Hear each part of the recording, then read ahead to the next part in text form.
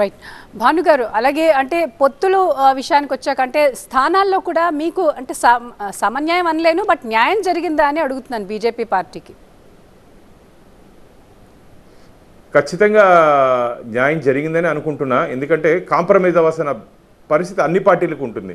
కాబట్టి కొంత ఇబ్బంది అయినా సరే ఎన్డీఏ కూటమే అక్కడ అభ్యర్థులు మార్పుల్లో కూడా జనసేన, టీడీపీ, బీజేపీ అభ్యర్థుల మధ్య మార్పు ఉంటుందే తప్ప వేరే పార్టీ వాళ్ళకి మార్పు ఉండదు. కాబట్టి పొత్తులో అది సర్వసాధారణం.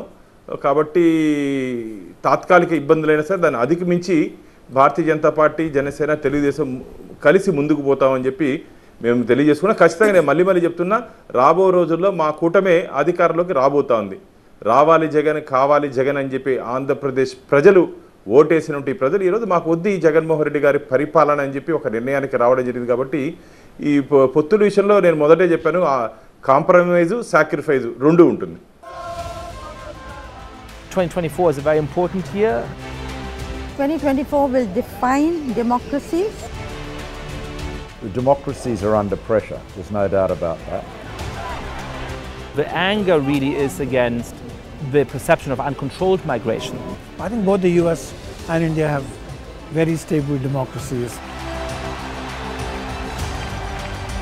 So I've been hearing since 2001 about a right-wing turn in politics.